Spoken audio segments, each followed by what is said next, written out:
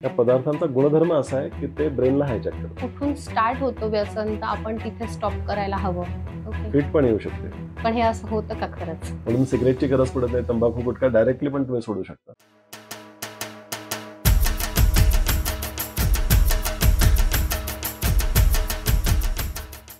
नमस्कार, hashtag talk मराठीमध्ये तुमचं स्वागत करते. आपल्याकडे आता नोव्हेंबर डिसेंबर संपत आलाय आणि जानेवारी सुरू होणार आहे. म्हणजेच आपला संकल्प करण्याचा दिवस येतोय 1 जानेवारीपासून. तर बरेच लोक बरेच संकल्प करतात. जसं कोणी लाईफस्टाईल चेंज करायचं करतं, कोणी नवीन बिझनेस करायचं करतं, कोणी जिम लावायचं करतं, कोणी डाएट चेंज करायचं करतं, कोणी व्यसनमुक्तीसाठी पण प्रयत्न करतं. तर आपला आजचा विषय हाच आहे की व्यसनमुक्ती जर करायची म्हटली, व्यसनमुक्ती करायची असा संकल्प जर आपण घेतला तर का करायची हे जर व्यवस्थितपणे लक्षात आलं तर आपल्याला ते जास्त सोपं जाईल. आणि त्या विषयावर बोलण्यासाठी आज आपल्याकडे आलेले आहेत डॉक्टर आनंद पाटील. नमस्कार डॉक्टर आनंद पाटील सर.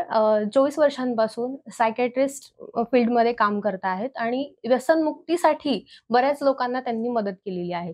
त्यांचे हॉस्पिटल्स पण आहे जिथे व्यसनमुक्तीसाठी खास ट्रीटमेंट दिली जाते. तर आज आपण त्यांच्याशीच गप्पा मारूया आणि नवीन सुरुवात करूया की व्यसनमुक्ती करू शकतो का. नमस्कार सर. नमस्कार. सगळ्यात आधी व्यसनमुक्ती तर आपल्याला करायचीच आहे, पण सायकायट्रिस्ट आणि सायकोलॉजिस्ट आता मी तुमचं इंट्रोडक्शन देताना पण थोडीशी कन्फ्यूज झाली. तर मला ते एक सांगा की याच्यात काय फरक आहे? तर सायकॅट्रिस्ट आणि सायकोलॉजिस्ट यांचं शिक्षण वेगळं असतं. ओके. सायकॅट्रिस्ट हे डॉक्टर्स असतात. त्यांनी MBBS केल्यानंतर मग पोस्ट ग्रॅज्युएशन सायकॅट्री ह्या फील्डमध्ये केलेलं असतं. बरं. आणि सायकोलॉजिस्ट जे असतात तर त्यांनी BA सायकोलॉजी केलेलं असतं. मग MA psychology, PhD psychology okay केलं. Okay okay. तर सायकॅट्रिस्ट आणि सायकोलॉजिस्ट हे एका टीम मध्ये काम करतात. बरं.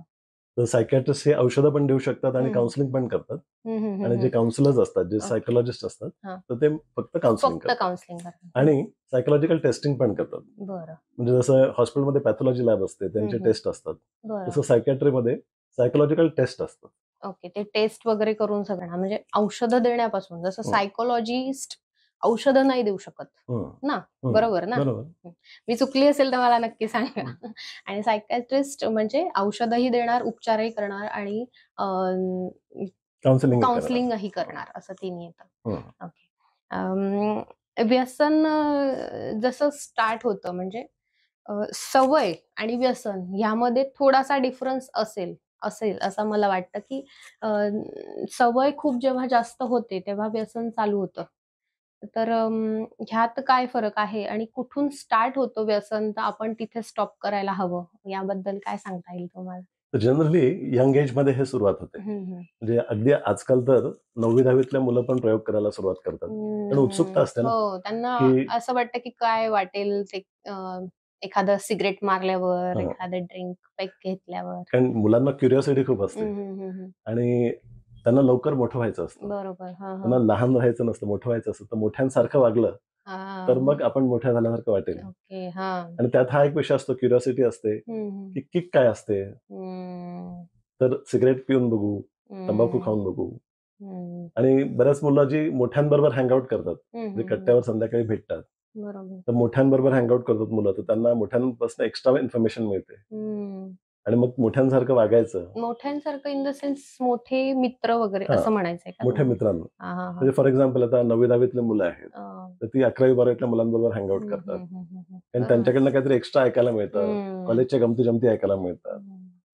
आणि मग ते किती कूल आहेत, मग आपण पण व्हायला हवं त्या आणि हिशोबाने. ग्रुपमध्ये सामील होण्यासाठी ग्रुप सारखं वागायचं. तर त्याला आपण पेअर प्रेशर म्हणतो. ओके. तर ग्रुपमध्ये सामील होण्यासाठी ग्रुप सारखं वागायचं. तर ग्रुपमध्ये तंबाखू खात असतील, गुटखा खात असतील, सिगरेट घेत असतील, तर आपणही तसं करायचं. म्हणजे जस्ट करून बघू असं ना? म्हणजे जसं फॉर एक्झाम्पल आता एक मुलगा आहे, तर त्याला तो म्हणतो, "अरे उसको मत दे, वो बच्चा है." तर त्याला एकदम असं वाटतं, की "मैं मी बच्चा नहीं है, लहान आहे दे का? मुझे." मैं बच्चा नहीं हूँ अभी. आणि मग तिथून स्टार्ट होतं ते. हां. जसं. आणि सुरुवातीला ओकेजनल असतं, लपून-छपून असतं. मग वाढदिवस येतात, काही पार्टीज येतात, गेट टुगेदर्स येतात. मग तिथे त्यावेळेस करायचं, ओकेजनली करायचं. पण मग त्यांच्या जीवनात काहीतरी उतार-चढाव येतात, काहीतरी एक्झाम स्ट्रेस येतो, कधी फेलियर्स येतात. कधी ब्रेकअप्स येतात रिलेशनशिपमध्ये, मग तेव्हा टेन्शन येतं. तेव्हा आणि वाटतं सिनेमात सुद्धा असं ग्लॅमराईज केलेलं ते असतं. दाखवलंय आणि त्यामुळे त्यांचे जे मित्रमंडळी आहे ते पण असं की ठीक आहे, तुला टेन्शन आहे ना, तू एक कश मार, तू बिअर घे, थोडा रिलॅक्स होशील, तुला झोप लागेल. पण हे असं होतं का खरंच? रिलॅक्सेशन तर हे जे म्हणजे लोकांना तर माहित असेल, म्हणजे आपल्या बऱ्याच प्रेक्षकांना आता माहीतच आहेच, बरेच जण सिगरेट, दारू घेतात, पण खरंच तेवढं म्हणजे ती जी किक बसते म्हणतात आणि त्यानंतर काय होतं म्हणजे ते सांगता का तुम्ही? म्हणजे त्यानंतर नक्की काय होतं की जे डोक्यात काय चालू आहे, शरीरात काय चालू आहे, आपण खरंच ते विसरतो का म्हणजे? तर असं आहे की जसं आपण स्मोकिंगचं म्हटलं, टोबॅको गुटखाचं म्हटलं, तर त्याच्यात निकोटीन नावाचा पदार्थ असतो. तर त्याचे इफेक्ट्स असतात ब्रेनवर. आणि अल्कोहोल जर म्हटलं तर अल्कोहोलचे पण हे सगळे ब्रेन ऑल्टरिंग सबस्टन्सेस आहेत. तर ब्रेनचे स्टेट ऑल्टर करतात.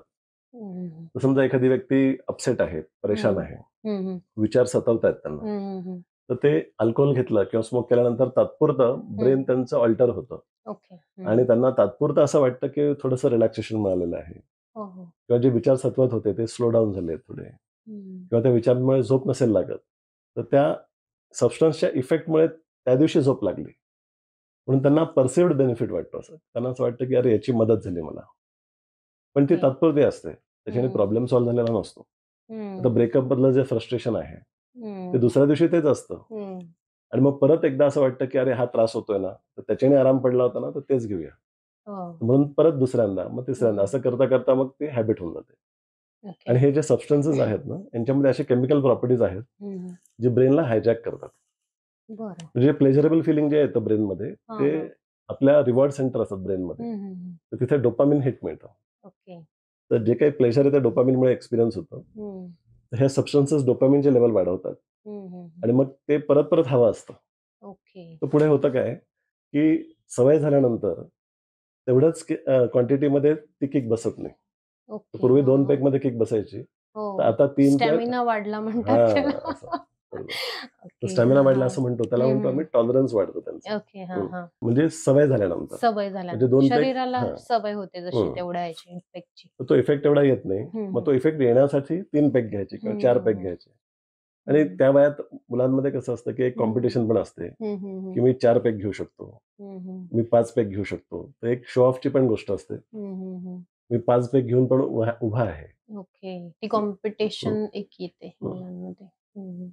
तर ते पण असं एकमेकांना शो ऑफ करायचं आणि बऱ्याच लोकांना थांबता येत नाही. हेच आहे की कॅज्युअली घेणं आणि काय म्हणतात सवय लागणं, म्हणजे रोज हवीच आहे. तर ह्यात कोणता पॉइंट येतो असा टर्निंग पॉइंट, म्हणजे तुमच्या एवढ्या वर्षांच्या ह्याच्यानुसार तुम्ही सांगा की असा कोणता टर्निंग पॉइंट येतो की तिथून साध्या माणसाने, म्हणजे समजा एखादा पुरुष आहे, स्त्रिया पण घेतात आता, तर त्यांनी समजायला हवं की आता इथून पुढे आपल्याला लागतंय जास्त, म्हणजे हा आता व्यसनाचा भाग चालू झालाय, कॅज्युअली आपलं संपलंय कॅज्युअली करणं. तर हे कसं सांगता येईल तुम्हाला, असा काही पॉइंट सांगता येईल का? तर पहिली स्टेज असते टॉलरन्स डेव्हलप होणे, म्हणजे जास्त क्वांटिटी लागायला लागते, तिथेच रेड लाईट लागला पाहिजे.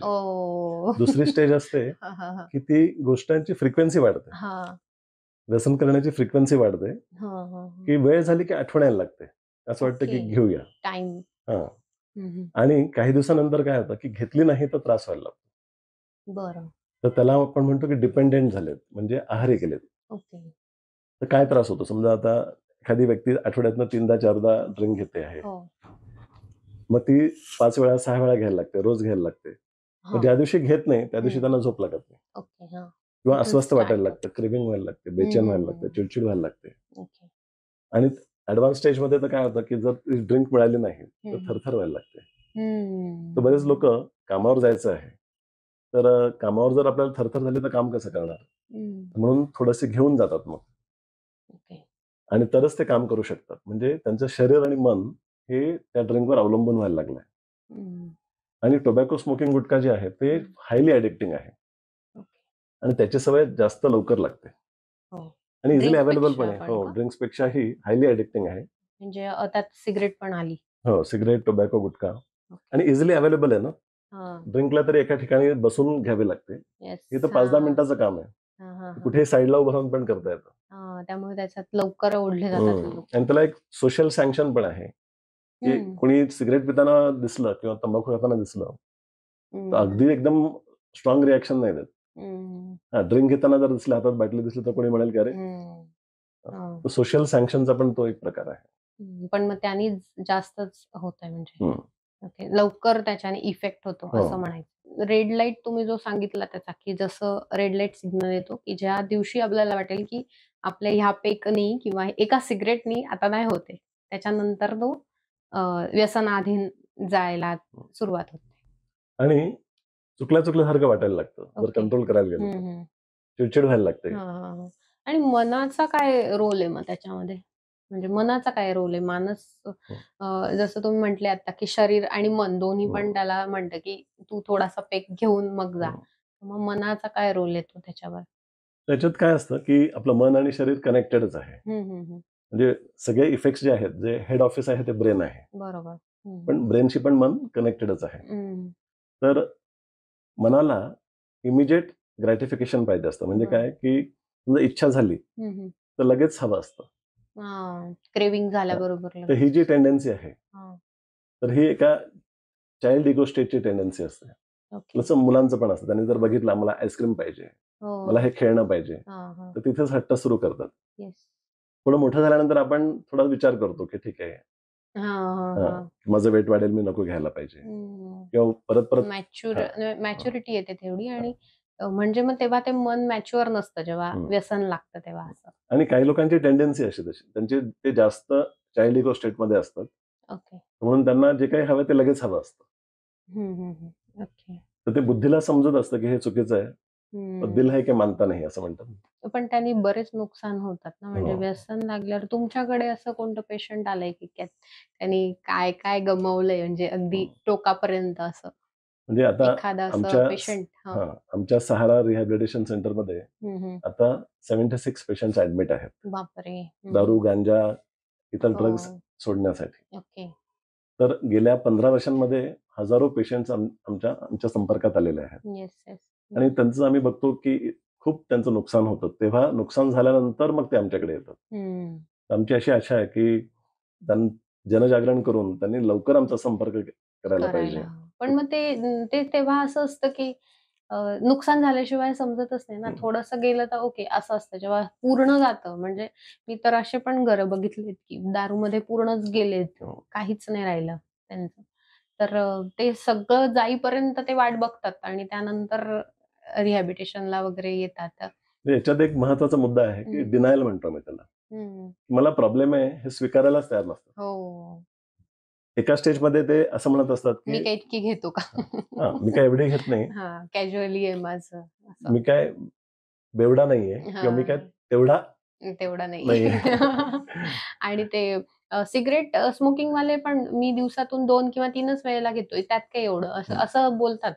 म्हणजे असं बरेच लोकांना ऐकलंय मी. 2-3 वेळेला 2-3 सिगरेट दिवसाच्या म्हणजे खूप कमी आहेत. लोक तर खूप करतात असं ते स्वतःहून सांगत असतात. आणि माझा कंट्रोल आहे. मला म्हणतात डॉक्टर तुम्हाला माझा स्वभाव माहित नाही, एकदा ठरवलं ना अर्ध्या रात्री सोडू शकतो. ओके. आणि परत रात्री आठवण येणार. असं आहे. पण म्हणजे बरेच लोक आहे ना सोडवायसाठी शपथा घेतात. आईची शपथ, देवाची शपथ, मुलांची शपथ घेतात आणि पुन्हा जातातच रात्री, संध्याकाळी 2 दिवसांनी, 4 दिवसांनी पुन्हा त्या दिशेला जातातच. काय होतं की फक्त विल पॉवर इनफ नाहीये व्यसन सोडण्यासाठी. तुम्हाला वेगवेगळ्या गोष्टींवर काम करायला पाहिजे. तुम्हाला ऍटिट्यूड बदलावं लागेल, तुमचं लाईफस्टाईल बदलावं लागेल. तर जे परसिव्ड बेनिफिट वाटतो ना, जसं फॉर एक्झाम्पल काही लोकांना जर सिगरेट घेतात तर त्यांना वाटतं की त्यांचा फोकस इम्प्रूव्ह होतो, त्यांचा आळस दूर होतो, ते जास्त काम करू शकतात, डोकं चालायला लागतं. नाही घेतली तर डोकं चालत नाही. हे परसिव्ड बेनिफिट्स जे आहेत, तो ऍटिट्यूड असो त्यांचा स्मोकिंगकडे, अल्कोहोलकडे बघण्याचा, त्याच्यावर मग आम्ही काउन्सिलिंग सुरू करतो. आणि तो ऍटिट्यूड बदलला तरच ते त्या व्यसनापासून लांब राहू शकतात. विल पॉवरने 1 महिना, 2 महिने, 3 महिने सोडतात, पण परत रिलॅप्स का होतात? हो, म्हणजे परत येतात, परत त्याच्यात चालू होतात का? म्हणजे जे स्वतःहून 2-3 सोडतात ना, जे महिन्यानंतर? स्वतःहून सोडतात ना, ओके. हां, जे हां. आमची मदत न घेता स्वतः विल पॉवरने सोडतात, ओके. हां, हां, हां, हां. तर ते बऱ्याच वेळा रिलॅप्स होतात. ओके. कारण त्यांचं ॲटिट्यूड बदललेला नसतो, फक्त त्यांनी ठरवून सोडलेलं असतं, जबरदस्तीने सोडलेलं असतं. म्हणजे मला नीट जसं नाही उदाहरणार्थ कळालं. आता दिवाळी गेली, आता भाऊबीजेला बहीण म्हणाली की तू सिगरेट सोड माझ्यासाठी, येस. हां, विल पॉवरने सोडली, 1 महिना 2 महिना सोडली. हां. पण मनात कन्सेप्ट काय आहे? एन्जॉयमेंट म्हणजे अल्कोहोल, येस. रिलॅक्सेशन म्हणजे सिगरेट. हं, हं, जर हे कन्सेप्ट मनात असतील, जर ते बदलले नाही, हां. तर आज नाही तर उद्या त्याला असं वाटत राहतं की अरे सगळे एन्जॉय करतायत, मीच मागे राहिलो. मग थोडं ओकेजनल घ्यायला काय प्रॉब्लेम आहे, असं तो घसरतो मग. तर मग आम्ही जेव्हा काउन्सिलिंग करतो तेव्हा आम्ही त्यांना सांगतो की तुम्हाला तुमच्या एन्जॉयमेंटची व्याख्या बदलावी लागेल. येस. तुम्हाला 10 गोष्टी लिहून काढा की ज्या तुम्ही एन्जॉय करू शकता. बरं. ही तर हानिकारक पद्धत आहे. मग दुसरे ऑप्शन शोधा एन्जॉयमेंटचे जे हानिकारक नाही आहेत. हां. तसंच रिलॅक्सेशनसाठी तुम्ही अजून काय करू शकता, ते लिहून काढा आम्ही सांगतो. ओके. नुसतं मनात विचार करून ते एवढं होत नाही. लिहिल्याने त्यांच्या जास्त क्लॅरिटी येते. ते नीट लक्षात राहतं की त्यावेळेला आपल्याला हे करायला हवं. आणि अजून एक रिस्क फॅक्टर असते, फ्री टाइम. तर ज्या लोकांना फ्री टाइम खूप असतो, तर ते त्यांना व्यसन लागण्याची शक्यता खूप जास्त असते. हो. संडेला जनरली लोक दिवसातनं 2 वेळा पण ड्रिंक करतात ओके. किंवा त्या दिवशी सिगरेट जास्त पण संडेला होतात. पार्टी असतेच प्रत्येकाच्याकडे बरेच वेळा असं. लोक बाहेर जेवायला हां, जातात, की पण बाहेर गेलो, खाल्लं पिल्लं. दुपारी पण घेतात, हो. कारण त्या दिवशी ऑफिसला जायचं नसतं, येस. कोणाचे लक्ष देणार नसतं. आणि फ्री टाइम कसा घालवायचा, तर याच्यात कसं आहे की याच्यात 2 तास असे निघून जातात, कळत नाही. ओके. तर ज्या लोकांना इतर हॉबीज नसतात किंवा इतर त्यांचे व्हर्सटाईल नसतात पर्सनॅलिटी त्यांची, तर त्यांना मग कळत नाही की वेळ कसा घालवायचा. आणि त्यांना हे आठवतं की हीच याच्यातच मजा आहे. त्यांचं कन्सेप्टच तसं थोडेसे असतं. छंद पण जोपासले गेले पाहिजे म्हणजे असं. हा सगळा आमच्या ट्रीटमेंटचा भाग असतो, की मग त्यांना आम्ही सांगतो की तुम्हाला जो आता व्यसन सोडल्यानंतर जो तुम्हाला वेळ मिळणार आहे किंवा पूर्वी ज्या वेळेत तुम्ही व्यसन करायचा, त्या वेळेचं नियोजन करायला पाहिजे. तर उदाहरणार्थ 7 वाजता समजा तुम्ही पूर्वी ड्रिंक घ्यायची सवय होती, आता 7 ते 9 ह्या वेळेचं नियोजन करा. मग तुम्ही तो वेळ कसा स्पेंड करणार आहात, त्याचे ऑप्शन्स काय आहेत. ओके. मग त्यांच्या रुटीनमध्ये तो एखादा छंद, त्यांचा आवडती एखादी गोष्ट ती तुम्ही ऍड करून देतात का? तर प्रत्येकाला असं टेलर मेड अप्रोच असतो आमचा. प्रत्येकाचा स्वभाव वेगळा असतो. ओके. मग कोणाला काय प्रत्येकाच्या सुटेल नुसार मग त्याला एखाद्याला कलरिंग आवडत असेल, एखाद्याला काही दुसरं अजून. ओके. तर ते त्यांच्या रुटीनमध्ये म्हणजे हे जसं आता आपण बोलतोय, तर आपले प्रेक्षकही ऐकतायत की जे लोक मनापासून सोडवायचा प्रयत्न करतायत, एखादी ट्रीटमेंट न घेता. तर ते पण त्यांच्या लाईफस्टाईलमध्ये एखादी अशी गोष्ट ऍड करू शकतात. निश्चितच. है ना, म्हणजे एखादा छंद वगैरे, की तुम्हाला पुस्तक तर कोणाला बऱ्याच जणांना वाचायला आवडत नाही. म्हणजे आता ते कमी झालंय थोडं. पण तुम्ही कलरिंग करू शकतात. कोणाला फोटोग्राफीची आवड असते ते, किंवा काही म्हणजे छंद तर खूप सारे असतात. एक साधारण तुम्ही असं सांगू शकता की तुमच्या पेशंटला कोणते छंद आहेत असे, की जे ते तुम्ही त्यांच्या रुटीनमध्ये टाकतायत नेहमी? तर 1-2 असे सांगा, की हां. म्हणजे त्यांना मदत होईल थोडीशी आम्ही त्यांच्याकडे त्यांना काय बघण्याची. सांगतो, आम्ही त्यांना सांगतो की तुम्ही आता गोल्स ठेवायला सुरुवात करा. एक एक हेल्थ गोल ठेवा, एक पर्सनल डेव्हलपमेंट गोल ठेवा, ओके. एक ऑक्युपेशनल गोल ठेवा, एक फायनान्शियल गोल ठेवा, स्पिरिच्युअल गोल ठेवा, म्हणजे सोशल गोल्स काहीतरी ठेवा. गोल असेल त्यांचं, तर मग त्यांना ते सोपं जाईल. तर हे जे रिहॅबिलिटेशन जे प्रोसेस आहे त्याला आम्ही पुनर्वसन म्हणतो. येस, की येस. नव्याने हो. म्हणून ह्या सगळ्या लेव्हल्सवर आम्ही काम करायला सुरुवात करतो. तर मग ह्या जर हे 5-6 गोल्स ठेवले, तर त्या गोल्सच्या दिशेने एक पाऊल उचलायचं रोज. येस. तर मग ते जी वेळ आहे त्यांची, त्यासाठी मग कुठल्या ना कुठल्या गोलसाठी ते काही ना काहीतरी करू शकतात. ओके. फॉर्च्युनेटली आता इंटरनेटचा जमाना आहे, तर ऑनलाईन बरंच काही शिकता येतं. हो. असे वर्कशॉप्स ते अटेंड करू शकतात, झुंबा क्लास ऑनलाईन लावू शकतात, संध्याकाळी 7 वाजता. ड्रिंक घ्यायच्या ऐवजी झुंबा केलेला बरा. किंवा पर्सनल डेव्हलपमेंटसाठी ते काही एखादा कोर्स जॉईन करू शकतात. जसं उदाहरणार्थ कम्युनिकेशन स्किल्सचा एखादा कोर्स किंवा एखादी भाषा वगैरे शिकण्यासाठी. भाषा शिकू शकतात किंवा त्यांचं रिलेशनशिप बिघडलेलं असतं घरी, तर रिलेशनशिप इम्प्रूव्ह करण्यासाठी पण काही वर्कशॉप्स असतात, हो, कोर्सेस बरोबर. असतात. हो. ते घेऊ तर शकतात. असे वेगवेगळे ऑप्शन्स अवेलेबल आहेत. म्हणजे प्रत्येकाला ज्याला ज्याच्यात आवड आहे त्यानुसार आपलं ते ठरवून आणि ते घ्यायला हवं. आता रिहॅबिलिटेशन सेंटरमध्ये आम्ही त्यांना अनुभव देतो. आमच्या रिहॅबमध्ये आम्ही ड्रम सर्कल्स पण कंडक्ट करतो. ओके. ड्रम सर्कल्स मध्ये सगळेजण एकत्र, ज्यांना वाद्य वाजवता येत नाही ते सुद्धा एकत्र येतात आणि त्यांना आम्ही काही फॅसिलिटेशन करतो, सूचना देतो आणि त्यांना पण काही कंपोज करता येतात गोष्टी आणि स्वनिर्मितीचा आनंद काय आहे. आणि मग त्यांना तेव्हा कळत असेल की आपल्याला हे येतंय वाजवता आणि इंटरेस्ट वाढत जात असेल. म्हणजे अनुभव त्यांना काय म्हणतो, म्हणजे ह्या अनुभवात त्यांना काय कळतं की आपल्याला वाटत होतं आपल्याला येत नाही, पण आपण जर प्रयत्न करून बघितला जमू शकतो. तो जो मेंटल ब्लॉक असतो तो त्यांचा दूर होतो. आणि आम्ही बऱ्याच वेळा रिहॅबमध्ये व्हिज्युअल आर्ट्स म्हणजे जसं ड्रॉइंग, पेंटिंगचे पण आम्ही सेशन्स घेतो. फ्री टाइम मध्ये त्यांना त्यांचा एखादा छंद, एखादी आवडती गोष्ट करायला लागणं म्हणजे ते थोडेसे तिथून मागे येऊ शकतात. आणि एक असं पण आहे की बघा आता जसे जसे लोकांना ना सवय आणि व्यसना अधीन जेव्हा होतात ते तर असं कोणी डिरेक्टली म्हणजे समजा मुलं आहेत लहान लहान इन द सेन्स टीनेजर्स की जे तुम्ही म्हणताय तसं की मी किती कूल आहे हे बघण्यासाठी किंवा हे दाखवण्यासाठी ते स्टार्ट होतात सिगरेट वगैरे प्यायला. पण त्यांचा जर विषय थोडासा बाजूला ठेवला तर मिडल एजचे जे मुलं माणसं आहेत, बायका आहेत, तर त्यांना पण एक कसं असतं की ऑफिसचं टेन्शन आहे, घर घेतलंय, घराचा हप्ता आहे किंवा बरेच आता मुलांचे शिक्षण आहेत, मग पैसा सगळीकडे लागतो आणि मग हेच टेन्शन पुरुषांना असतं सहसा. तर त्यामध्ये मग त्यांचं जसं चालू होतं की मला इतकं टेन्शन आहे, तर मग मी काहीतरी थोडंसं रिलॅक्स म्हणून ते घेतोय. तिथूनच त्यांची सुरुवात होते व्यसनाला. म्हणजे समजा तो भाग जर आपण बाजूला ठेवला की जे मुलं यंग एजमध्ये नाही गेले त्या आहारी आणि मग ते ॲज अ मॅन तयार झाले आणि मग त्यांना ते सुरुवात झाली कॅज्युअली घ्यायची आणि मग नंतर त्यांना ते टेन्शन आणि मग टेन्शनमध्ये मग ते दर शनिवारी, दर रविवारी किंवा मग सेल्स मधले जे लोक असतात, जसे सेल्स एक्झिक्युटिव्ह वगैरे असतात, की त्यांना टार्गेट्स असतात. मग ते तर मी इतके बघितलेत की ते संध्याकाळी आहे ना 8 नंतर तर ते घेणारच. दारूला बसणारच ते. तर नाही घेतलं तर दुसऱ्या दिवशी त्यांना ते काम होणार नाही वगैरे ह्या सगळ्या गोष्टी घडतात. तर हे टेन्शन दूर करण्यासाठी घेतलं गेलेलं म्हणजे तिथे तुम्ही जर तुमच्याकडे तसा पेशंट आला की मी टेन्शन आहे म्हणून घेतोय, तर त्यांना तुम्ही काय सांगतात? आम्ही त्यांचं इव्हॅल्युएशन करतो. बरं. कारण आम्हाला हे पण बघायचं असतं की याला अंडरलाईंग अँझायटी आहे का, अंडरलाईंग डिप्रेशन आहे का. बरं. कारण अँझायटी डिप्रेशन इतकं कॉमन आहे समाजामध्ये आणि अनआयडेंटिफाईड आहे, अनट्रीटेड आहे. कारण लोकांना संकोच असतो डॉक्टरांकडे जायला, म्हणून ते अंगावर काढत असतात आणि मग ते कोप करण्यासाठी मग ह्या व्यसनी पदार्थांचा उपयोग करत असतात. तर त्यांना असं माहिती असतं की मी जर आता ड्रिंक घेतली तर मला रिलॅक्स वाटेल किंवा मला झोप लागेल. पण हे अँझायटी डिप्रेशनचं औषध म्हणून ड्रिंक घेणं हे नुकसानकारक आहे, कारण ड्रिंकचे साईड इफेक्ट्स खूप आहेत.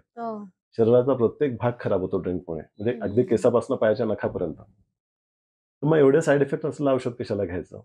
त्यापेक्षा तज्ञ डॉक्टरांचा सल्ला घेऊन अँझायटी डिप्रेशनचा उपचारच करावा, असं आम्ही लोकांना सांगतो. अँझायटी डिप्रेशनचा उपचार करायसाठी गेलं ना की म्हणजे सामान्य लोकांची काय धारणा असते की सायकोलॉजिस्ट कडे किंवा सायकॅट्रिस्ट कडे जायचं म्हणजे मी काय वेडा आहे का, असं होतं ते. त्याचा म्हणजे त्याचा असा अर्थ समाजाने तो अर्थ तसा तयार केलेला आहे. त्यामुळे आणि तसं पाहिलं ना तर मला तर असं वाटतं प्रत्येक घरातल्या ॲटलीस्ट 2 जणांना तरी गरज आहे अशा डॉक्टरची. कारण प्रत्येकाला टेन्शन आहेत वेगवेगळ्या प्रकारचे त्याच्या त्याच्या हिशोबाने म्हणजे. पण ते जायला थोडंसं हे करतात की म्हणजे कसं जायचं, काय सांगायचं, मग कोणी बघितलं तर काय? गेल्या 24 वर्षांपासून मी प्रॅक्टिस करतोय. तर हे असे वेगवेगळे किस्से मला ऐकायला मिळाले की आम्हाला पेशंट सांगायचे की ना आम्ही 6 महिन्यापासून ठरवतोय तुमच्याकडे यायचंय. हेच होतं. आणि आज आम्ही शेवटी आता त्रास जास्त व्हायला लागला म्हणून आम्ही आलो. आम्ही वेटिंग रूम मध्ये बसलो होतो थोडा वेळ, आजूबाजूला बघत होतो की कोण कसे आहेत. आम्हाला एकही वेडा दिसला नाही. आम्हाला लक्षात आलं की आमच्यासारखे सामान्य माणसं सल्ला घ्यायला येतात. क्लिनिकमध्ये आल्यानंतर त्यांचे गैरसमज दूर होतात.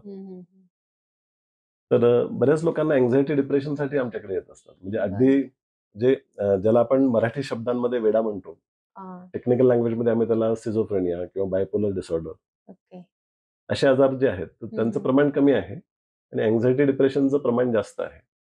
म्हणून नॉर्मल लोक जास्त आमच्याकडे येतात ज्यांना हे प्रॉब्लेम्स असतात. म्हणजे रात्री झोप न लागणं किंवा खूप टेन्शन मध्ये मग मला 5 मिनिटं बसावं लागतंय, 10 मिनिटं बसावं लागतंय आणि मग हे पण एन्झायटी डिप्रेशनचेच हे आहेत का म्हणजे लक्षणं? तर एन्झायटी डिप्रेशन आपण आजार म्हणून कधी ओळखतो की जेव्हा एक सिरीज ऑफ लक्षणं असतात. म्हणजे समजा एखादं लक्षण असलं तर आजार आहे असं नाही. बरं. हां. जसं उदाहरणार्थ डिप्रेशनमध्ये तर कधीतरी मला बोर होतंय, मला उत्साह वाटत नाही, काही करावंसं वाटत नाहीये. पण जर मी 2-3 दिवसांनी बाउन्स बॅक करू शकतो, की मी येस. परत स्वतःला सावरू शकतो, तर मग आम्ही त्याला डिप्रेशन नाही म्हणणार. हां. असं क्रायटेरिया असतात. तर म्हणजे 14 दिवसानंतर सुद्धा ती लक्षणं टिकून राहिली, दिसली तर. हां. तर मग ती हां, सिग्निफिकंट म्हणजे आहेत. नाहीतर आजकाल सगळेच म्हणतात मला खूप डिप्रेशन आहे, मला खूप डिप्रेशन आहे म्हणून मी घेतोय. तुला काय माहित मला किती डिप्रेशन आहे असं होतं. म्हणजे असं उगाचच डिप्रेशन आहे असं मनाला सांगितलं तर आपल्याला खरंच डिप्रेशन येतं. म्हणजे हा पण एक पॉइंट आहे, की आपण जे विचार करतो त्यानुसार घडत असतं सगळं. तर आपण जर सारखं म्हटलो, की नाही मला डिप्रेशन आहे, तर मग डिप्रेशन येतच राहतं. आणि मग रील्स आहेतच, की जे सांगतात, की कसं असतं डिप्रेशन आणि मग त्यामध्ये आपण जात जातो. ते मोंजुलिकाचं आहे ना जसं तिला कळतं, की अरे ही अशी नाचते, ही अशी बोलते, तर ती स्वतःहून तशी होते. तर त्याच हिशोबाने असतं ना हे पण, की डिप्रेशन म्हणजे तेच, की असं वाटतं, की आपण असं केल्यावर आपल्याला डिप्रेशन येतं, मग आपण असंच करतोय आणि मग ते डिप्रेशन वाढतं. डिप्रेशन हा शब्द कॅज्युअली वापरला जातो. वापरला जातोय आता. पण ॲज अ सायकियाट्रिस्ट आम्ही तो एक आजार म्हणून ओळखतो डिप्रेशन ह्या हं, शब्दाला. हं, हं. तर त्याला मग कसे म्हणजे 5-6 लक्षणं जर एकत्र आली, तेव्हा मग आम्ही म्हणतो की हा डिप्रेसिव्ह डिसऑर्डर आहे. ओके. मग त्याला उपचाराची गरज आहे.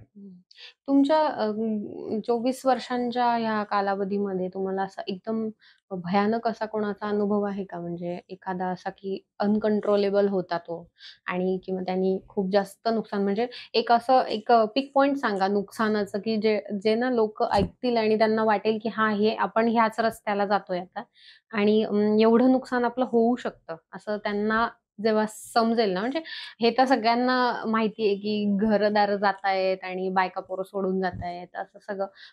त्याहीपेक्षा म्हणजे त्याहीपेक्षा खूप मोठं असं काय नुकसान झालंय आत्तापर्यंत ते सांगा एखाद्याचं? हं. एखादा अनुभव आणि उदाहरण सांगा एखाद्या व्यक्तीचं? तर अशी खूप अनुभव आम्ही बघितलेत. हं, हं. आता गेल्या 24 वर्षांमध्ये असे पण काही पेशंट्स आहेत, तर ज्यांना मी खूप दिवसांपासून बघतोय. बरं. तर अशीच एक व्यक्ती मला आठवली आता, हं. की जी स्वतः डॉक्टर ओह! बापरे! आणि त्यांना डॉक्टरांच्या मीटिंग्स असतात किंवा कॉन्फरन्सेस असतात. तर हं, एखाद्या दिवशी काहीतरी बुफे असते हं. किंवा बँक्वे पार्टी असते. तर त्यावेळेस ते ओकेजनली घ्यायचे हं, हं. आणि मग नंतर स्ट्रेस यायला लागला.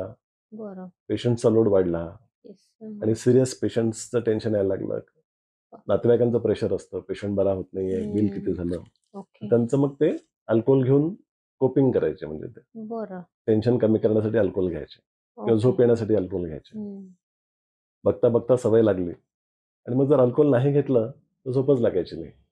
मग ते हं. आहारी गेले त्याच्या. हं, हं, तर असं करता-करता अल्कोहोलच्या याच्यामध्ये मग त्यांना सकाळी उठलं तरी थरथर व्हायला लागायची. बरं. आता कामावर जायचं आणि जर थरथर झाली, औषध लिहायचंय, पेन हालायला लागला, तर आणि समोरचा पेशंट पेशंट काय हो, म्हणेल? ऑब्व्हियसली. तर म्हणून मग थोडीशी जिचा वास येणार नाही अशी एखादी ड्रिंक घेणार हं. आणि मग ते काम करू शकायचे. बरं.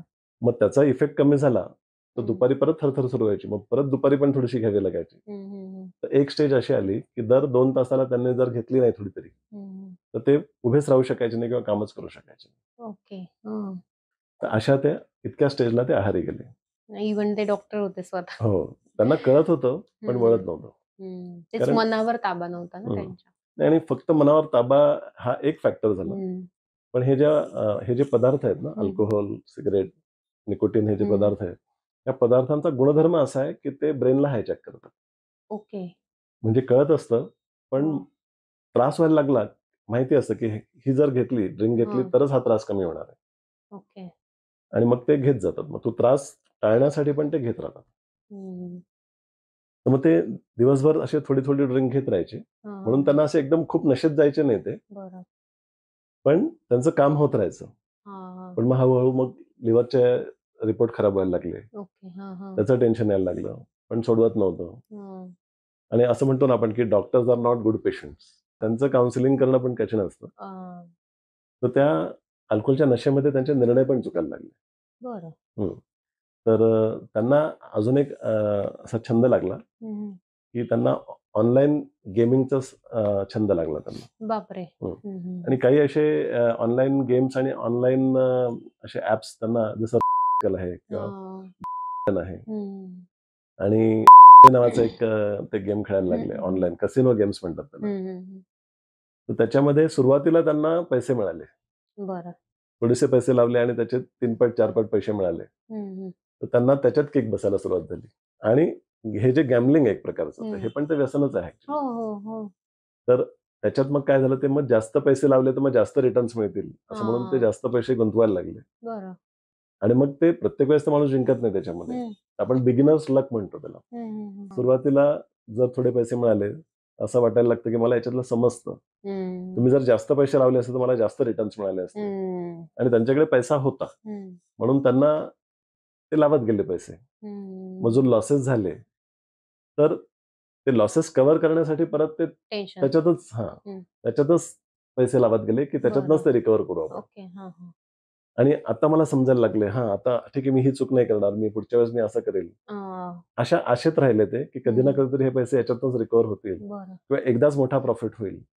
असं बघता बघता त्यांचे 24 लाख रुपये त्याच्यात गेले. बापरे. आणि त्याचं जे डिप्रेशन आलं, त्याचं जे गिल्ट वाटायला लागलं, स्वतःवर राग यायला लागला की मी काय केलं, त्याच्यामुळे त्यांचं ड्रिंकिंग अजून वाढलं. आणि मग हे घरी पण कळलं.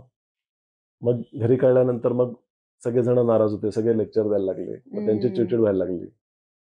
त्यांना कोणाचं ऐकून घ्यायची सवय नव्हती, त्यांचा स्वभाव पण असा होता. मग त्याच्यातनं त्यांची नाती खराब व्हायला लागली.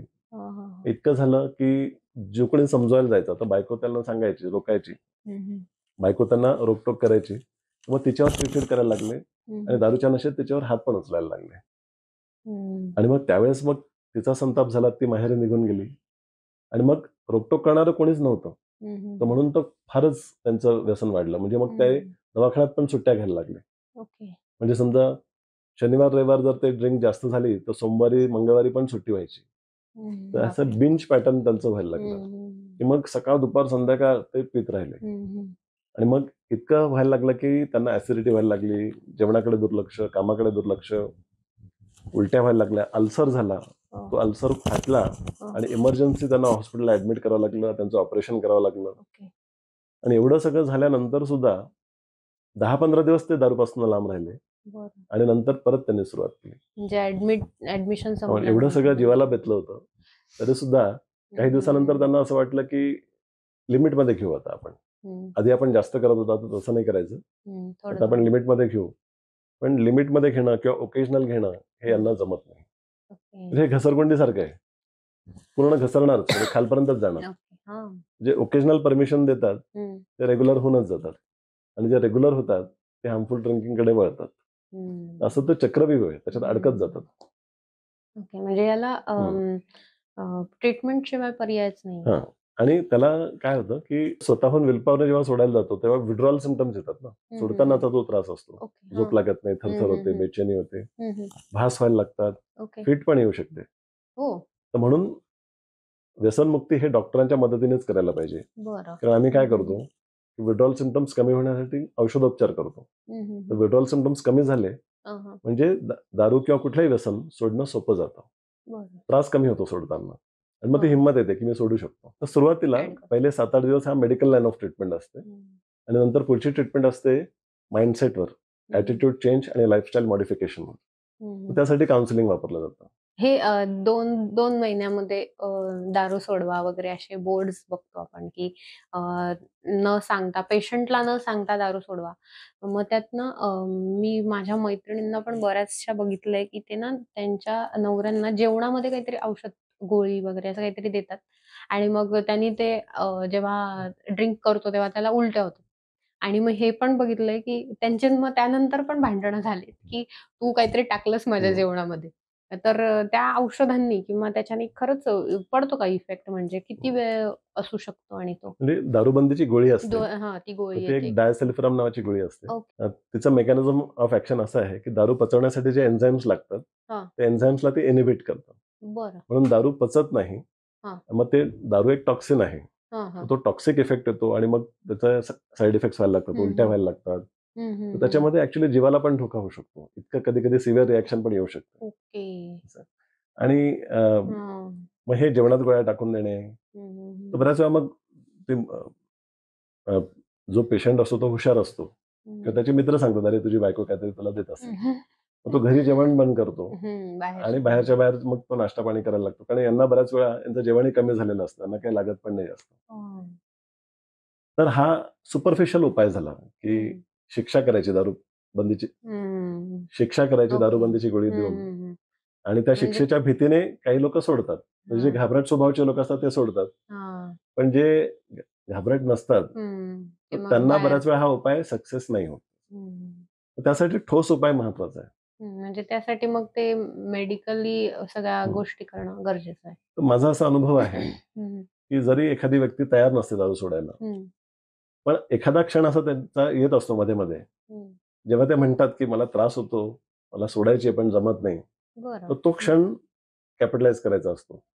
तेव्हा जर नातेवाईक म्हणाले की चल आपण सल्ला घेऊया, डॉक्टरांचं ऐकून तर बघू काय म्हणतात, तुला पटलं तर कर, नाही तर नको करू, असं ऑप्शन दिलं तर लोक तयार होतात. तुला यावंच लागेल म्हटलं तर ते प्रतिकार करतात. बरोबर. तर तो नाजूक क्षण असा तो शोधायचा, की कुठल्या दिवशी तो वल्नरेबल आहे आणि त्या दिवशी त्याला डॉक्टरांचा सल्ला घ्यायचा. आता अजून एक चांगली फॅसिलिटी अशी झालेली आहे की ज्या लोकांना संकोच असतो ना की कोणी मला बघेल सायकॅट्रिक क्लिनिकमध्ये, आता ऑनलाईन कन्सल्टेशन आल्यामुळे घरी बसल्या पण ट्रीटमेंट होते. म्हणून आम्ही सेपरेट वेळ अशी ठेवली ऑनलाईन कन्सल्टेशनसाठी. तर त्यावेळेस आम्ही फक्त फोन कन्सल्टेशन करतो आणि घरी बसल्या ट्रीटमेंट मिळते, म्हणून मग इझी होऊन जातं.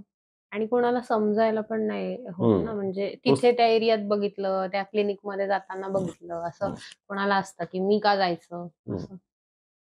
चांगलंय, म्हणजे ऑनलाईन मुळे ह्या पण काही गोष्टी चांगल्या अशा झाल्यात. त्याच्या मनावरच असतं का हे सगळं, म्हणजे सोडणं. सिगरेट पासून घेऊ आपण, अगदीच दारू नाही, मला सिगरेट पासून सांगा. किंवा तंबाखू बायका पण खूप मळतात नाही का, बायका पण बघतो आपण मिश्री लावतात.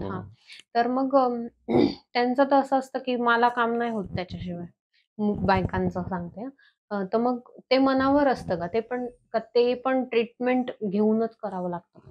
तर ते मनावर नसतं, नाही, त्यांना कळत असतं की हे नुकसानकारक आहे, पण त्यांचं जे ब्रेन जे आहे तो हायजॅक झालेला असतो की मिश्रीमध्ये किंवा तंबाखू गुटख्यामध्ये, स्मोकिंग मध्ये जे निकोटीन असतं, तर निकोटीन शिवाय डोकंच चालत नाही, अशी ती स्टेज येते. आणि निकोटीन जो आहे, जो इफेक्ट आहे, तो तात्पुरता मदत करतो, म्हणजे त्याचा इफेक्ट फक्त 5-10 मिनिटं असतो. 5-10 मिनिटं त्यांना फील गुड वाटतं, मग ते कामाला लागतात. मग थोड्या वेळानंतर निकोटीनचा इफेक्ट कमी होतो, म्हणून त्यांना परत ते करावं लागतं. म्हणजे अशा बायका आहेत काही ज्या दर तासाला मिश्री लावतात. ते फक्त मनाने ठरवून ते सोडू नाही शकत. त्यासाठी मग आम्ही काय करतो, निकोटीन रिप्लेसमेंट थेरपी पण देतो. की तुम्ही त्या पदार्थातनं निकोटीन घेताय, तर त्यापेक्षा आम्ही तुम्हाला क्लिनिकली सेफ निकोटीन आम्ही तुम्हाला देऊ ऍज अ रिप्लेसमेंट, म्हणजे तुम्हाला तुमचं व्यसन सोडता येईल. आणि मग निकोटीनचा डोस आम्ही कमी कमी करून नंतर बंद करतो. जसं उदाहरणार्थ ते सिगरेटसाठी पण एक येतं, सॉरी मी तुम्हाला इंटरप्ट केलं, पण सिगरेटसाठी कोणता तरी गोळी येते, ती घेतली की निकोटीन मिळतं, म्हणजे निकोटीन सारखा इफेक्ट होतो म्हणतात. त्याचा पण उपयोग तसा होतो का? त्यालाच निकोटीन रिप्लेसमेंट थेरपी म्हणतात. की ते च्युइंग गम असतं ज्याच्यात निकोटीन असतं, आणि बऱ्याच वेळा काय होतं की ते च्युइंग गम घेतलं की तात्पुरती ती वेळ टळून जाते. पण तो चॉईस असतो की च्युइंग गम घेऊ का सिगरेट घेऊ, च्युइंग गम घेऊ का गुटखा घेऊ. तर बरेच लोक त्यांचं जुनं व्यसनच चूज करतात. म्हणून निकोटीन गम्सनी काही लोकांना मदत होते, पण बऱ्याच लोकांना निकोटीन गम्सनी मदत होत नाही. मग त्यासाठी एक अजून चांगला उपाय आहे, तो आहे निकोटीन स्किन पॅच. तर निकोटीन स्किन पॅच मध्ये एक स्टिकर असतं जे शरीराला लावायचं असतं सकाळी आंघोळ झाल्यानंतर. ते 24 तास ठेवायचं असतं. त्याच्यातनं थोडं थोडं निकोटीन मिळत राहतं. म्हणून सिगरेटची गरज पडत नाही, तंबाखू गुटखा डायरेक्टली पण तुम्ही सोडू शकता.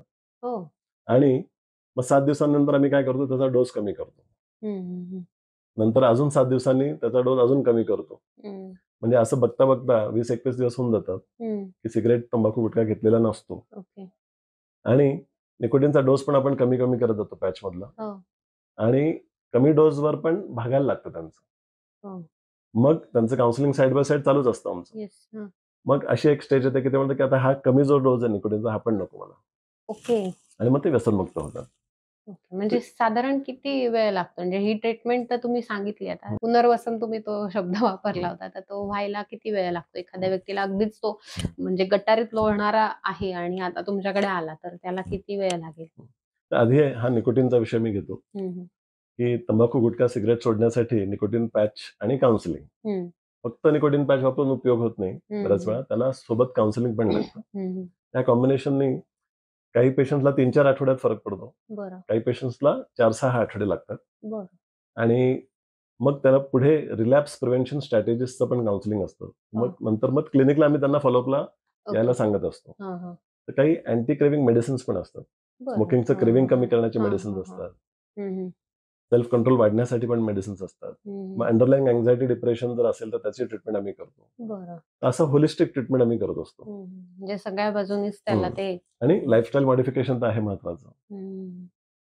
तर आणि रिलॅप्स प्रिव्हेन्शनसाठी काय काय काळजी घ्यायची, व्यसन करणाऱ्या मित्रांपासून लांब राहायचं, त्यांना नाही म्हणायला शिकायचं. बऱ्याच लोकांना हा प्रॉब्लेम असतो. काउन्सिलिंग मध्ये येत असेल. तर हे सगळं आता क्लिनिकमध्ये माझा असा अनुभव होता की मी क्लिनिकमध्ये आज पेशंटचं काउन्सिलिंग केलं, आता गर्दी असते म्हणून आपण त्यांना लगेच उद्या नाही बोलवत. आपण त्यांना 5 दिवसांनी या किंवा 10 दिवसांनी या असं म्हणतो. तर त्यावेळेस काय होतं की आज केलेला काउन्सिलिंगचा इफेक्ट कमी कमी होत जातो. आणि जुनी सवय, गिरवलेली सवय असते, तर परत ते घसरत राहतात. तर म्हणून मी काय केलंय, एक 14 दिवसाचा प्रोग्राम तयार केलाय. हा ऑनलाईन क्विट स्मोकिंग टोबॅको गुटखा प्रोग्राम आहे. ओके. ह्या 14 दिवसांमध्ये मी रोज 2 सेशन्स घेतो झूमवर. सकाळी एक सेशन असतं 6:45 to 7:30 आणि रात्री एक सेशन असतं 10 PM to 10:30. तर 14 दिवसांमध्ये हे 28 सेशन्स जे आहेत त्याच्यातनं आम्ही वेगवेगळे पैलू हँडल करतो. आणि हा क्रॅश कोर्स सारखा आहे. या 14 दिवसांमध्ये खूप छान रिझल्ट मिळतात. बरं. म्हणजे त्यांना एक सुरुवात होते. म्हणजे ह्या 14 दिवसांमध्ये आम्ही काय करतो, संडेला प्रोग्राम सुरू होतो. सुरुवातीला मोटिवेशनवर असतं, माइंडसेटवर असतं आणि त्यांना आम्ही एक क्विट डेट ठरवायला सांगतो. तर आम्ही सजेस्ट करतो की नेक्स्ट संडेची क्विट डेट ठेवा तुम्ही. 7 दिवस तयारी करतो वेगवेगळ्या पद्धतीने. नेक्स्ट संडेला सोडलं व्यसन कम्प्लिटली आणि पुढचे 7 दिवस आम्ही सपोर्ट देतो त्यांना, कसं की जो काही त्रास होत असेल, काही विड्रॉल सिम्पटम्स असतील किंवा मन डामाडोल होत असतं, तर त्यांना आम्ही सपोर्ट देतो, मोटिवेशन देत राहतो. हे सगळं झूमवरच? हे सगळं झूमवर होतं आणि घरी बसल्या होतं सगळ्यात महत्वाचं. आणि रोज तो फॉलोअप मिळतो ना, तर ते मोटिवेशन टिकून राहतं आणि त्यांचा कॉन्फिडन्स येऊन जातो की आता मला गरज नाही. आणि 14 दिवस म्हणजे साधारण 2 आठवडे होऊन गेलेले असतात त्यांनी सोडून. आणि मग त्यानंतर पण आम्ही सपोर्ट देतो त्यांना. दर मंगळवारी फॉलोअप सेशन असतं. बरं. तर ते चालूच राहतं. म्हणजे ओके. म्हणजे जोपर्यंत पूर्णपणे त्याच्यातून जोपर्यंत त्यांना इच्छा आहे सपोर्ट घ्यायची, तोपर्यंत एव्हरी ट्युजडे आम्ही सपोर्टसाठी आम्ही झूमवर तयार असतो. हो का? जे लोक येतात. हे आता चालू आहे का आपल्याकडे? आता एक बॅच चालू आहे आणि आता नेक्स्ट बॅच जी आहे ती 8 डिसेंबर ते 22 डिसेंबर असणार आहे. ओके. असं दर 1-1.5 महिन्यातनं 14 दिवस मी ह्या कार्यासाठी देतो. ठीक आहे. मी तुमचा कॉन्टॅक्ट नंबर आपल्या प्रेक्षकांसाठी खाली डिस्क्रिप्शनमध्ये मी कॉन्टॅक्ट नंबर सरांचा टाकून ठेवते.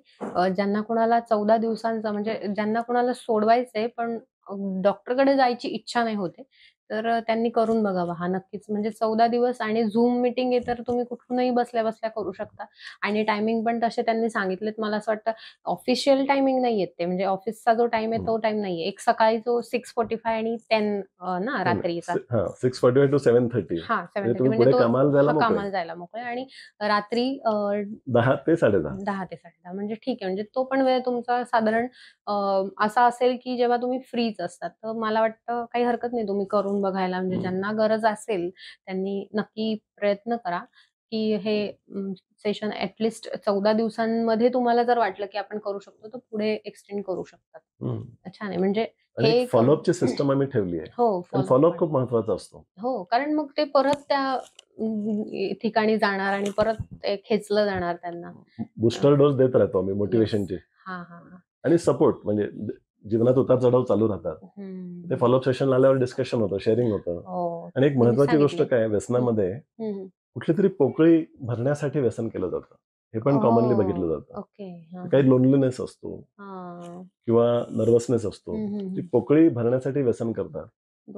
तर हा जो सोशल कनेक्ट मिळतो त्यांना फॉलोअप सेशन्समुळे, तर ती पोकळी भरून निघते. आणि जे काउन्सिलिंग आम्ही करतो त्यांना आम्ही त्या वेळेचं नियोजन करायला सांगतो, वेगवेगळे गोल्स देतो त्यांना. जसे मी हे 5-6 गोल्स तुम्हाला सांगितले की त्या दिशेने तुम्ही एक गोल टाकायला सुरुवात करा. आम्ही त्यांना पर्पज देतो. तर त्याच्यामुळे सुद्धा आणि फॉलोअपमुळे काय होतं, कनेक्टेड राहतात. तर human connection has a great healing effect. हो, खरंच आहे ना. ती पोकळी भरून निघायला मदत होते. आणि एका प्रकारे डॉक्टरकडे येणं म्हणजे ते सरेंडर पण असतं एक प्रकारे. मला असं वाटतं की म्हणजे डॉक्टरकडे आलोय तर आता बघा मला काय झालं हे तुम्हीच बघा. असं एक सरेंडर फिलिंग येतं लोकांमध्ये म्हणजे पेशंटमध्ये, की ज्याच्याने काय होतं की आता आपण ऍडमिट झालोय ना, म्हणजे आता डॉक्टर बघतील आपल्याला काय होतंय. हे एक सरेंडर फिलिंग असतं. तर त्यांनी पण मला असं वाटतं बऱ्याच गोष्टी कव्हर होत असतील. हो, निश्चित. म्हणजे जसं आता आम्ही रिहॅबिलिटेशन सेंटर चालवतो, तर तिथे 12 स्टेप प्रोग्राम आहे. नार्कोटिक अनॉनिमस नावाची संस्था आहे. तर त्यांनी 12 स्टेप्स दिलेले आहेत व्यसनमुक्त होण्यासाठी. तर तो प्रोग्राम आम्ही आमच्या रिहॅबिलिटेशन सेंटरमध्ये राबवतो. तर त्यातली पहिली स्टेप खूप इम्पॉर्टंट आहे. तर ती आहे की आम्ही मान्य केलं की ह्या व्यसनामुळे आमचं जीवन अस्तव्यस्त झालेलं आहे. तर ऍक्सेप्टन्स पासून सुरू होतं. आणि पुढच्या स्टेप्समध्ये की I surrender to a higher power in the way I understand it. म्हणजे जी काही हायर पॉवर आहे, जी माझी समज जशी आहे तशी. कोणी देवा इंडियन गॉड्स, कोणी ख्रिश्चन गॉड्स, किंवा कोणी निसर्गाला देव मानतं, कोणी सूर्याला देव मानतं. धार्मिक ऍज यू अंडरस्टँड इट. कोणी धरती माताला देव मानतं. तर ऍज यू अंडरस्टँड इट. तर सरेंडरला खूप महत्व आहे. कारण तो हायर पॉवर आहे. तर the power has the power to heal. You are seeking help. आणि ते एक निश्चिंत होतो माणूस की मी एकटा नाहीये, माझ्यासोबत आहे. आणि होतात का मग पूर्णपणे बरे होतात लोक? हो. तर हा जो प्रोग्राम आहे आमचा रिहॅबिलिटेशन सेंटरमध्ये, तर 1 to 3 मंथ्स आम्ही त्यांना राहायला सांगतो. तो पण एक क्रॅश कोर्स आहे. तर त्यांना पहिल्यांदा स्वतःच्या जीवनावर काम करायला संधी मिळते. तर रुटीन लाईफमध्ये आपण कामात एवढे बिझी असतो, धावपळ असते, हे असते. असं डेडिकेटेड टाइम आपण स्वतःच्या डेव्हलपमेंटसाठी काढत नाही. तर रिहॅबमध्ये राहणं एक फार मोठी संधी असते. तर ही एक लंबी लढाई आहे. तर बरेचसे पेशंट जे किती इनपुट टाकतात त्याच्यावर त्यांचे रिझल्ट अवलंबून असतात. तर मेजॉरिटी पेशंट जे आहेत ते पहिल्या टप्प्यात सुधारतात. पण काही पेशंट असे असतात जे आम्ही शिकवलेल्या गोष्टी पूर्णपणे फॉलो नाही करत. ते स्वतः ठरवतात की मी ह्या गोष्टी फॉलो करेन, ह्या गोष्टी नाही करणार. तर मग त्यांना रिलॅप्स होण्याची रिस्क असते. कारण हा व्यसन जो आजार आहे, मानसिक आजार आहे, हा फक्त सवय नाहीये. या मानसिक आजाराचा गुणधर्म असा आहे की it is a relapsing kind of an illness. त्याच्यामध्ये रिलॅप्स म्हणजे उलटून येणं, आजार उलटून येणं. तर त्याची टेंडन्सी असते. कारण बाहेर पडल्यानंतर खूप उतार चढाव असतात ना, परत तेच येणार. तर त्यामुळे अशी शक्यता असते की आज नाही तर उद्या कधीतरी तो परत घसरू शकतो. पण त्याला हे माहिती असतं की आता हेल्प अवेलेबल आहे. तर म्हणून काही लोक दुसऱ्या टप्प्यात सुधारतात, काही लोक तिसऱ्या टप्प्यात सुधारतात. तर रस्ता हाच आहे. बऱ्याच वेळा असं होतं की एकदा रिहॅबिलिटेशन सेंटरमध्ये ऍडमिट केलं आणि तो परत प्यायला लागला, म्हणजे रिहॅबिलिटेशन सेंटरमध्ये ठेवून उपयोग नाही असं लोक अर्थ काढतात. पण ऍक्च्युअली असं नाहीये ते. रिहॅबिलिटेशन सेंटरमध्ये त्यांना इनपुट्स दिलेले असतात, त्यांच्यावर काम केलेलं असतं. पण ते फॉलो करायचं की नाही करायचं हा त्या व्यक्तीचा निर्णय असतो. जे फॉलो करतात ते सुधारतात, जे फॉलो नाही करत तर ते घसरू शकतात. पुन्हा जातात. तर जेव्हा ते सेकंड टाइम ऍडमिट होतात तर तेव्हा मग त्याच्यावर पण काउन्सिलिंग होतात की अरे बाबा कुठल्या गोष्टी तू फॉलो नाही केल्या, का नाही केल्या, काय अडचणी आल्या. मग त्याच्यावर पण रिलॅप्स मॅनेजमेंट काउन्सिलिंग असतं. आणि मग बऱ्याच वेळा लोक सेकंड टाइम जास्त सिरियसली घेतात. काही लोकांचा स्वभाव असा असतो की ते पहिल्यांदा लाईटली घेतात. होऊन जाईल काय नाही, हे तर मला माहिती आहे सगळं. किंवा त्यांचं ऍटिट्यूड. त्यांना पण बऱ्याच वेळा रिहॅबिलिटेशन सेंटरमध्ये ऍडमिट करावं लागलं. ते काही दिवस चांगले राहायचे, मग परत घसरायचे. तर इव्हेंच्युअली आता ते 3 वर्ष झाले आता सोबर आहेत. आता त्यांचा 2 दिवसापूर्वीच मला मेसेज आला होता की 3 वर्ष पूर्ण झाली. तर झालेच, आता बरेच झाले म्हणायचे. आता त्यांना समजलंय की आता त्या रस्त्यावर जाण्यात काही अर्थ नाही. कारण त्यांनी आता हा आस्वाद घेतला की 3 वर्षात त्यांनी किती प्रगती केली. तर त्यांचा मेसेज येतो, डॉक्टर नवीन गाडी घेतली, डॉक्टर असं झालं. तर ते हे जे मेसेजेस येतात त्याच्यात खूप समाधान असतं. मानसोपचार तज्ञ आहात तुम्ही, तर मग एक नवीन पिढीला किंवा आता स्टार्ट केले बरेच लोकांनी सिगरेट वगैरे प्यायला, असे कोणी असतील किंवा यंग जनरेशन, तर यांना तुम्ही काय सांगू इच्छिता? म्हणजे तुमच्यापर्यंत यायलाच नको ते. माझी तर इच्छा आहे की सगळे व्यसनमुक्तच राहावेत. पण तुमच्यापर्यंत यायलाच नको असे काही लोक, म्हणजे बाबा इथून स्टार्ट होतंय तर तू करू नकोस, असं तुम्हाला काय सांगावंसं वाटतं तुमच्या एवढ्या वर्षांच्या अनुभवानंतर? सायकॅट्रीमध्ये आम्ही सायकॅट्रिक डिसऑर्डर्सची ट्रीटमेंट करतो, पण माझी मनापासून इच्छा आहे की हे प्रिव्हेंट कसे करता येतील, तर अगदी ग्रासरूट लेवलवर काम करावं लागेल. तर म्हणून मुलांना त्यांच्या विचार भावना कशा हँडल करायचं हे शाळेपासून शिकवायला पाहिजे. तर त्यासाठी काही प्रोग्राम्स आम्ही बनवतो आहोत. तर वेगवेगळे वर्कशॉप्स पण आम्ही करतो आहोत. तर माझं हे प्रामाणिक मत आहे की विचार भावना हँडल करायला शिकणं हे सगळ्यात महत्त्वाचं शिक्षण आहे, जे सगळ्यांनी घेतलं पाहिजे. तर स्ट्रेस हँडल करायला शिकायला हवं. हेल्दी लाईफस्टाईल ठेवायला हवी. हेल्दी लाईफस्टाईलमध्ये एक्सरसाइज, योगा, प्राणायाम, मेडिटेशन या गोष्टींचा समावेश असला पाहिजे. टाईम मॅनेजमेंट, प्रायोरिटी मॅनेजमेंट हे शिकायला हवं. प्रत्येकाने गोल्स ठेवायला पाहिजेत. जसं health goal, social goals, personal development goals, occupational goals, financial goals, spiritual goals असे वेगवेगळे गोल्स प्रत्येकाने ठेवायला हवे. आणि त्या गोल्सपर्यंत पोहोचण्यासाठी डेली बेसिसवर स्टेप्स घ्यायला हवेत. गोल्स हे लिहायला पण हवेत. फक्त मनात गोल्स ठेवून ती क्लॅरिटी नसते. तर जेव्हा माणूस गोल्स लिहायला लागतो, स्टेप्स लिहायला लागतो, ते फॉलो करायला लागतो, तर त्यावेळेस ती खरी प्रगती होते. तर गोल्स असले तर मग माणूस स्टेप्स घेतो आणि मग प्रगती निश्चित असते. तर प्रोसेस ओरिएंटेड असायला हवं. डेली स्टेप्स जे घेता त्याच्यात जर तुम्ही आनंद आणि समाधान तुम्हाला मिळायला लागलं, तर तुम्ही डेली बेसिसवर हॅपी आणि सॅटिस्फाईड राहाल. तर गोल्स ठेवा, प्रोसेस फॉलो करा, प्रोसेस एन्जॉय करायला शिका आणि हेल्दी ऑप्शन्स निवडा. तर मी बऱ्याच वेळा सगळ्यांना सांगतो की तुमच्या मोबाईलमध्ये तुम्ही असा एक वॉलपेपर लावा की ज्याच्यात तुम्हाला वाचायला मिळेल की I make healthy choices.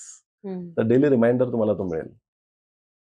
So keep goals, take steps, make progress and enjoy the process. Be happy and satisfied on a daily basis. Thank you so much sir, की तुम्ही आमच्याकडे आले आणि एवढ्या छान अगदी सोप्या शब्दामध्ये तुम्ही या सगळ्या गोष्टी सांगितल्या.